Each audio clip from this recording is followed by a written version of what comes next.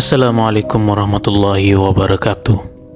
Selamat datang di channel Cerita Astral, channel yang menyajikan cerita rakyat dan urban legend di setiap pelosok Nusantara, channel yang selalu menjadi teman menuju tidur Anda.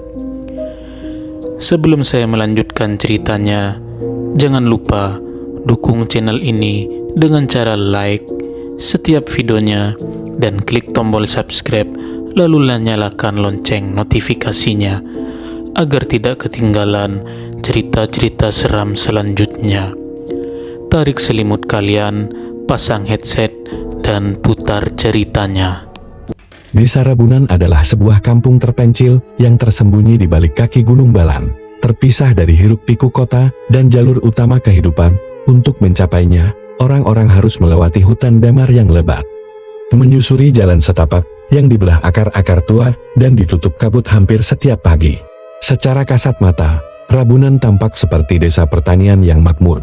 Sawah terhampar luas mengelilingi perkampungan, padi menguning dengan bulir gemut, kebun pisang dan singkong tumbuh subur di halaman belakang rumah-rumah panggung. Setiap rumah memiliki lumbung kecil yang penuh dengan gabah kering. Anak-anak tampak bermain di sungai saat siang hari. Para ibu menumbuk padi atau menganyam tikar di serambi, dan para lelaki biasanya terlihat di ladang atau menggembala kerbau. Namun ada sesuatu yang aneh. Rabunan tidak seperti kampung lain, dia hidup, tapi seakan tanpa jiwa. Di tengah kampung berdiri sebuah surau tua berbentuk limasan, dikelilingi pagar bambu dan pohon waru yang menjulang. Bangunannya masih kokoh, tapi catnya terkelupas, gentengnya ditumbuhi lumut, dan daun-daun kering menumpuk di anak tangga kayunya. Pintu surau tidak terkunci, namun selalu tertutup rapat. Tidak ada suara azan, tidak ada lampu menyala di malam hari, tidak ada anak-anak yang mengaji, bahkan debu menempel di mushaf-mushaf yang tersusun rapi dalam rak di dalamnya. Warga tidak pernah bicara soal surau, seolah bangunan itu tak pernah ada. Bila ditanya, mereka hanya menjawab singkat, "Itu tempat lama, sudah tidak dipakai lagi. Lebih baik salat di rumah masing-masing. Kalau tak penting, jangan dekat-dekat situ malam hari." Setiap bulan Sapar dan menjelang musim tanam baru, Rabunan menggelar upacara Mapalili, sebuah ritual lama yang katanya berasal dari zaman nenek moyang. Namun berbeda dengan tradisi di kampung Bugis atau Mandar yang umumnya penuh doa dan selamatan, upacara di Rabunan dilakukan secara tertutup. Tak hanya diikuti oleh para tetua dan kaum lelaki dewasa tertentu. Beberapa warga yang lebih muda tak paham sepenuhnya. Mereka hanya tahu bahwa setiap upacara akan ada kerbau yang dikorbankan dan bagian kepalanya dibawa ke hutan barat desa. Anak-anak dilarang keras mendekat. Bahkan suara gamelan dan mantra yang dilantunkan selalu berhenti tepat sebelum tengah malam. Setelah upacara, hasil panen selalu berlipat, padi lebih gemut, singkong lebih panjang, dan tak pernah ada hama atau gagal panen seperti di desa lain. Namun warga hidup dalam kecemasan yang tak pernah benar-benar padam. Ada hal lain yang menjadi rahasia umum. Setiap tahun, satu anak kecil akan hilang, biasanya antara umur 5 hingga 9 tahun.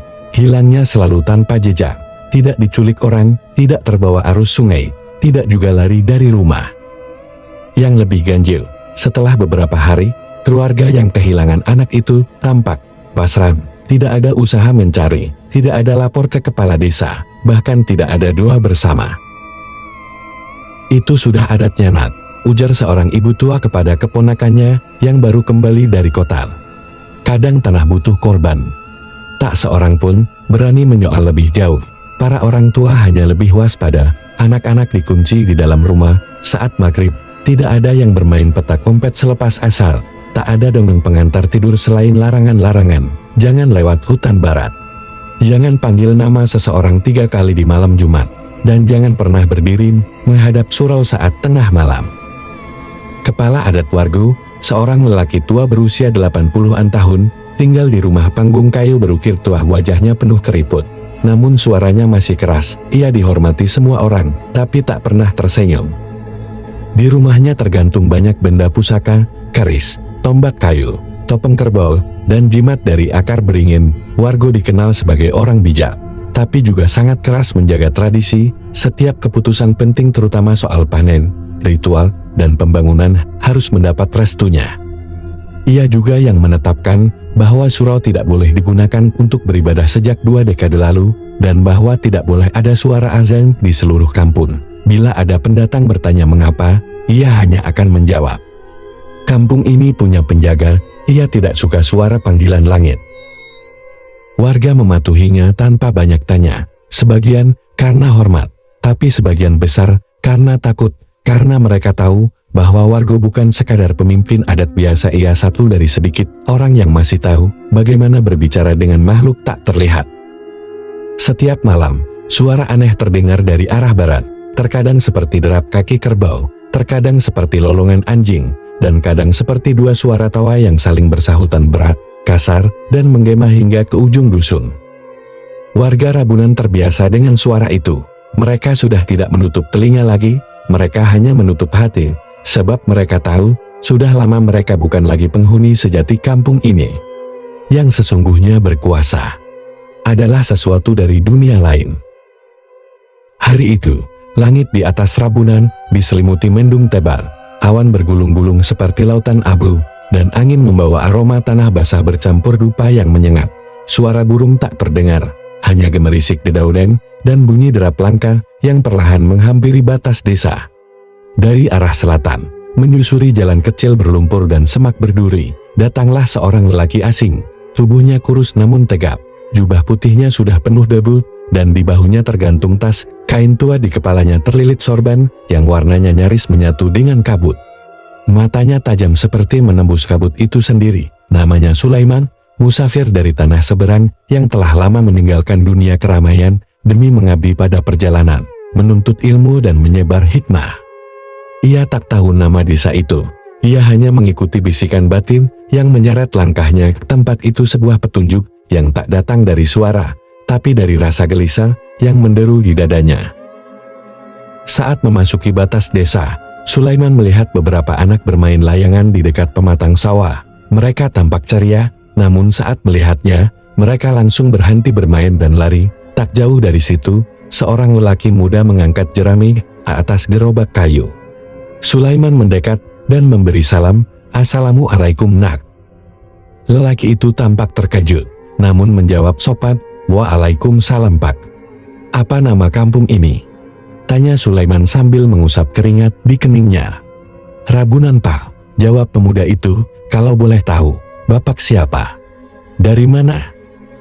"Saya hanya musafir, mencari tempat bernaung beberapa hari," jawab Sulaiman sambil tersenyum. "Apakah ada surau atau masjid di sini?" Pemuda itu tampak ragu. Ia menoleh ke arah tengah kampung, lalu kembali memandang Sulaiman dengan sorot mata tak nyaman. "Adat, surau, tapi sebaiknya bapak bicara dulu dengan kepala adat." Sulaiman dibawa ke rumah besar berlantai 2 milik kepala adat warga. Rumah itu berdiri sendiri di atas dataran lebih tinggi dari rumah-rumah warga lain. Halamannya ditumbuhi pohon pinang dan ilalang, dengan patok-patok batu bertuliskan aksara kuno tertancap di 4 penjuru. Sulaiman segera menyadari, tempat ini bukan rumah biasa. Ini pusat simpul kekuatan, tempat energi mengalir seperti arus sungai bawah tanah. Warga menyambutnya dengan angkuh, namun sopan. "Aku Wargo, yang dituakan di Rabunan. Kau siapa, dan apa tujuanmu datang ke sini?" tanyanya, tanpa basa-basi. "Saya Sulaiman, musafir, hanya ingin menetap beberapa hari, menumpang istirahat, dan bersujud di rumah Allah," jawabnya sambil menunduk. "Di sini, tidak ada suara azan," kata Wargo datar. "Surau sudah lama tidak dipakai, tapi jika kau tidak keberatan, kau boleh tinggal di sana, asal tahu aturan." "Boleh saya tahu, mengapa tidak ada azan?" tanya Sulaiman dengan hati-hati. Wargo hanya menatapnya lama, kemudian berkata dingin, "Karena ada yang tidak suka suara itu, dan kita harus hidup berdampingan dengan apa yang lebih tua dari kita, yang sudah lama menjaga tanah ini." Sulaiman diam, tapi dalam hati, ia mulai mencatat, sesuatu di sini menekan suara langit. Sulaiman melangkah ke surau setelah maghrib, tak seorang pun mengiringinya. Surau itu berdiri di antara pohon waru dan bambu, sunyi. Saat ia membuka pintu kayu itu, debu langsung mengepul di dalam, Suasana berat seperti langit mau runtuh, udara terasa padat. Dan ada aroma dupa basi yang melekat di tiang-tiang kayu. Ia mengambil sapu, membersihkan sajadah dan lantai.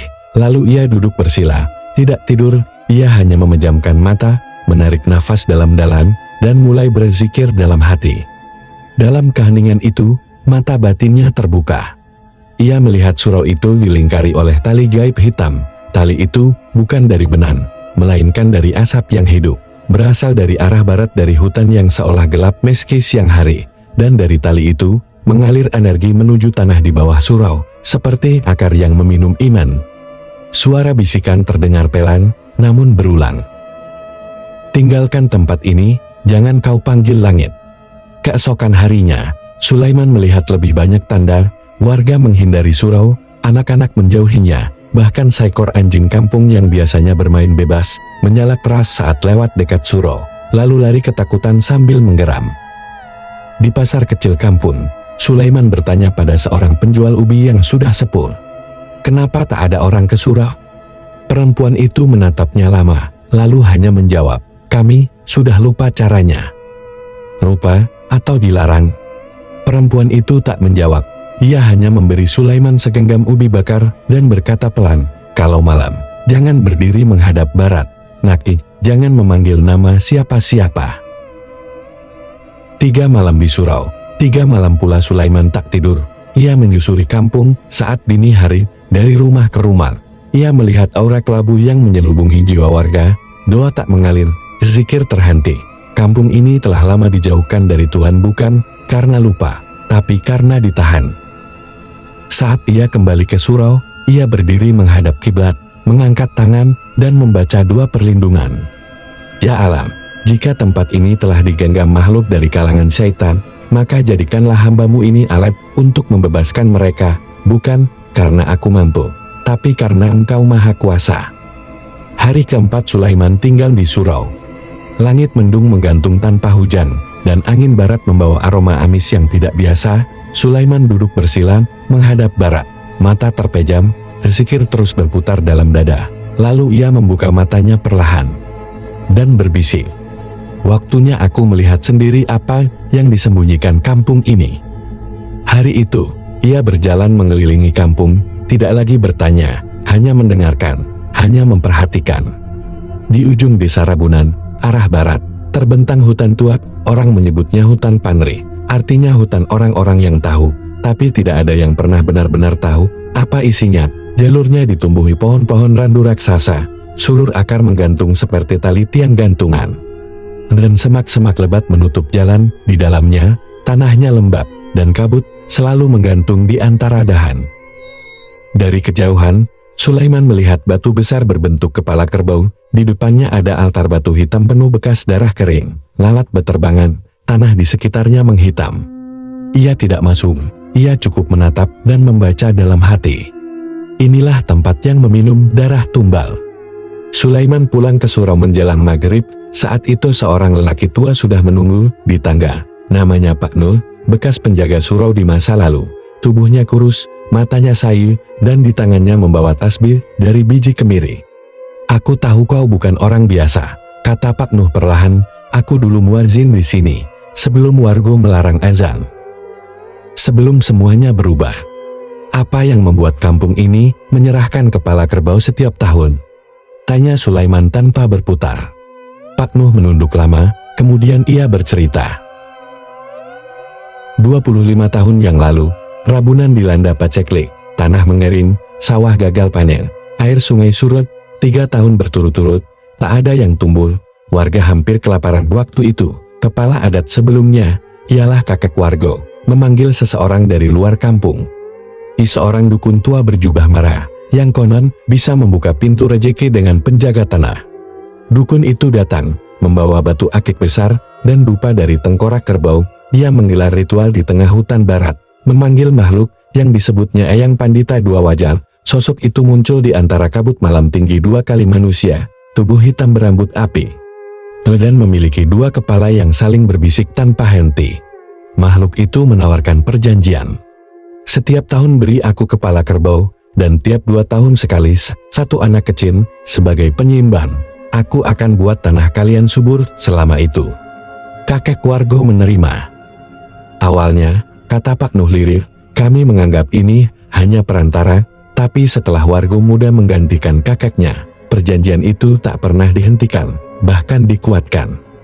Lama-lama, lanjut Pak Nuh, orang-orang mulai takut lebih dari cinta, mereka berhenti ke surau, bukan karena lupa pada Allah, tapi karena suara dari hutan lebih keras dari suara hati mereka. Kami diperbudak, tapi tidak bisa melawan, karena setiap yang melawan menghilang. Sulaiman mengangguk pelan. "Besok malam," katanya, "ritual tumbal kepala kerbau akan dilakukan lagi, bukan?" Pak Nuh terkejut. "Dari mana kau tahu?" "Aku mendengar suara tawa dua kepala itu di malam ketiga. Mereka lapar, dan mereka ingin lebih dari kepala hewan kali ini." Malam itu, Sulaiman duduk bersama beberapa warga di surau. Tak ada suara azan, tapi surau itu terang oleh pelita, dan hati yang mulai berani bicara. Warga satu persatu mulai angkat suara.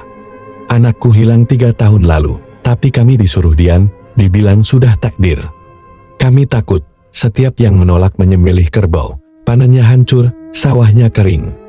Kami ingin lepas, tapi tak tahu caranya, kami seperti diikat." Sulaiman berdiri dan berkata tenang, "Jin, setan, siluman, semua hanya makhluk, bukan Tuhan. Kita yang memberi mereka kekuatan, kita pula yang bisa mencabutnya. Jika kalian siap, besok malam kita patahkan rantai ini." Dan malam pun berakhir dengan bisikan takbir pelan, yang menggetarkan udara surau Rabunan, untuk pertama kalinya dalam 2 dekade. Langit malam itu gelap total, tak satu pun bintang bersinar. Udara mengandung getar yang aneh, seperti menggigil tanpa alasan. Kampung Rabunan tampak senyap, terlalu senyap. Sementara itu, di tengah hutan barat yang dikeramatkan, warga berkumpul mengenakan pakaian hitam, membawa obor dan kendi tanah liat berisi air kembang dan darah kambing. Di altar batu tempat pemujaan, seekor kerbau besar telah diikat, matanya basah. Seolah tahu ajalnya tiba, bukan karena lapar manusia, tapi karena perjanjian hitam. Kepala adat Wargo berdiri di depan altar. Ia mengenakan jubah merah kecoklatan, membawa tongkat dari tanduk rusa yang sudah menghitam. Di belakangnya, 5 orang lelaki tua komat kamit membaca mantra dalam bahasa Bugis kuno, bahasa yang tak lagi dipakai manusia, tetapi masih dimengerti oleh yang tak terlihat. Salah satu warga mengibas dupa ke arah 4 penjuru angin. "Eyang Pandita, kami datang membawa darah kesuburan. Ambillah kepala ini, dan jangan ambil yang lainnya. Berikan kami panen yang penuh." Tiba-tiba angin berhenti, burung hantu menjerit panjang dari dalam hutan, udara mengentam, rerumputan di sekitar altar mulai layu dalam sekejap. Namun sebelum kepala kerbau ditebas, terdengar suara berat, namun tenang dari arah semak. "Allahu Akbar." Semua kepala menoleh. Dari balik pohon randu, muncul sosok Sulaiman, berdiri dengan sorban putih dan tongkat kayu cendana di tangan. Wajahnya datar, tapi matanya menyala. Suara takbirnya menggema, menembus langit yang selama ini dibungkam. Wargo langsung mengangkat tongkatnya, "Berhenti. Ini bukan urusanmu." Tapi Sulaiman melangkah perlahan, lalu berkata, "Urusan ini bukan milik siapapun, ini urusan langit. Kalian menyembelih makhluk alat, demi makhluk terkutuk, demi kemakmuran semu. Tapi berapa anak kalian yang telah diambil?" Warga mulai gelisah. Seorang lelaki paruh baya tiba-tiba berseru dari kerumunan, "Anakku hilang 2 tahun lalu." Tapi Wargo bilang itu harga. Perempuan lain menjerit, "Suamiku juga. Ia tak pernah pulang dari hutan setelah membakar dupa di altar." Kacau mulai merambat. Suara Sulaiman kembali terdengar, lantang, "Kalian bisa bebas malam ini, tapi kalian harus memilih, terus memberi tumbal, atau kalian bertarung bersama langit." Tiba-tiba, tanah di depan altar bergetar, batu altar pecah perlahan, dan dari bawahnya keluar asap hitam yang menggumpal. Asap itu lalu membentuk sosok raksasa berwajah 2. Satu wajah tersenyum licik, satunya menangis dengan suara tawa serak. Tubuhnya seperti akar dan bara api, tanduk menjulang dari kedua kepala, dan dari punggungnya menjulur sayap seperti kulit kelelawar terbakar. Di belakangnya, puluhan makhluk kecil berbentuk menyerupai anak-anak dengan mata kosong merangkak keluar dari lubang-lubang tanah. Makhluk itu mengaum keras, "Kalian telah berjanji, Kalian telah memberi, kini kalian ingin menariknya kembali. Sulaiman menancapkan tongkatnya ke tanah, lalu membaca ayat Al-Quran dengan suara keras. Suara itu mengguncang tanah, kilat menyambar dari langit. Untuk pertama kalinya dalam bertahun-tahun, pasukan gaib menjerit, sebagian terbakar dan lenyap seketika. Warga kampung Rabunan hanya melihat kilatan cahaya dan angin pusaran yang berputar cepat di sekitar altar. Tanah berguncang, pohon-pohon tumbang oleh hembusan yang tidak terlihat. Telinga mereka mendengar suara mengerikan dari makhluk-makhluk tak kasat mata. Namun mata mereka hanya menangkap bayangan, pusaran debu, dan cahaya yang saling bertabrakan. Di dunia gaib, Sulaiman bertarung dengan ilmu batinnya. Setiap bacaan ayat menembus lapisan kegelapan, makhluk-makhluk siluman menyerbu. Tetapi dijerat oleh api zikir, satu persatu tumbang. Sulaiman dikelilingi oleh api doa, kekuatan yang tak bisa disentuh kecuali oleh hati yang bersih. Kayang Pandita Dua Wajah mengeluarkan suara parau, "Kau bukan manusia biasa. Kau dari golongan yang lama." Sulaiman menjawab, "Aku hanya hamba alam, tapi cukup bagiku untuk membakar seluruh kerajaanmu dengan satu kalimat tauhid." Dengan pekikan itu, tongkat Sulaiman menyala. Ia hentakkan ke tanah. Sebuah cahaya putih keluar dari dalam bumi. Cahaya doa yang selama ini terkubur di Rabunan. Itu adalah iman warga yang ditekan selama puluhan tahun. Makhluk berkepala dua menjerit, kedua wajahnya terbakar satu persatu, lalu tubuhnya meledak menjadi abu. Ketika kabut gaib menghilang, warga melihat altar hancur menjadi debu. Kerbau masih hidup, tak jadi dipersembahkan, dan langit kini memancarkan bintang. Warga terdiam di tanah, tongkatnya patah, matanya kosong. Sulaiman memalingkan wajah, menatap warga. "Tuhan kalian tak pernah meminta tumbang, hanya minta kalian datang dan menyebut namanya 5 kali sehari. Kini kembalilah." Pagi pertama setelah malam penuh badai gaib, Rabunan berbeda. Langit cerah, embun kembali menetes di ujung daun. Burung-burung kecil yang lama tak terdengar kini bernyanyi dari balik bambu. Bahkan suara gemericik air dari pancuran bambu kembali mengalir dari sumber mata air yang lama mengering. Namun di tengah udara segar itu, warga masih membisu. Mereka berjalan pelan di ganggang kampung, seperti baru bangun dari mimpi panjang. Ada yang menangis diam-diam, ada pula yang termenung lama di depan rumah, bukan karena duka, tapi karena kesadaran mendalam bahwa mereka telah diperbudak oleh rasa takut bertahun-tahun. Surau yang sebelumnya mati, kini terbuka lebar. Jendela yang dipaku selama puluhan tahun kini didobrak oleh warga sendiri, lantai disapu, karpet digelar kembali, dan azan pertama yang dikumandangkan oleh Pak Nur dengan suara gemetar, tapi tulus bergema lagi ke seluruh kampung. Air mata warga tumpah. Mereka berbondong-bondong datang, tak banyak yang membawa sajadah, tapi mereka duduk bersila, bersimpul, dan menangis sambil beristighfar. Sulaiman berdiri di sudut belakang surau, hanya tersenyum kecil, tak ada pujian, tak ada sanjungan, tapi ia tahu, ini awal kebangkitan ruh kampung Rabunan. Namun tugas belum selesai. Malamnya, Sulaiman kembali ke lokasi altar hancur. Ia tahu dari penglihatannya, bahwa meski siluman berkepala dua telah musnah, warisan kekuatannya belum sepenuhnya hilang. Di bawah lapisan tanah yang baru terbakar, ia menggali sedikit demi sedikit, hingga menemukan sebuah kotak besi tua. Di dalamnya terdapat kitab kulit hitam, ditulis dengan tinta merah menyala. Segumpal abu tulang yang disegel dalam kantung kain kafan, dan sebuah liantin berbentuk kepala kerbau dengan simbol kuno. Sulaiman membukanya perlahan. Kitab itu berjudul Pandu Mantra Wuning Laku, panduan mantra untuk menundukkan penjaga alam bawah. Ia membacanya sepintas. Isinya adalah warisan ilmu dari Dukun Merah, sang pemanggil siluman, yang konon berasal dari lereng Gunung Kendan, tempat yang dikenal sebagai perkampungan para pemuja kuno, jauh dari Rabunan. Kitab itu mengandung nama-nama jin kuno, ilmu pelet darah, dan metode panggilan makhluk gaib melalui tumbal nyawa manusia dan hewan. Jika kitab ini jatuh ke tangan yang salah, satu siluman memang telah tumbang, tapi lainnya hanya menunggu dipanggil. Sebelum matahari terbenam, Sulaiman memanggil Wargo, kepala adat yang kini duduk lemah di pojok rumah panggung. Tatapannya hampa, rambutnya memutih dalam semalam. "Engkau pernah ingin menjaga kampungmu," kata Sulaiman perlahan, "tapi kau tergelincir. dan menyesatkan semuanya. Warga menangis. Pertama kali dalam hidupnya di depan orang lain, aku hanya mengikuti jejak kakakku, tapi lama-lama aku tahu. Ini bukan perlindungan, ini penjajahan. Sulaiman meletakkan kitab hitam itu di atas tikar.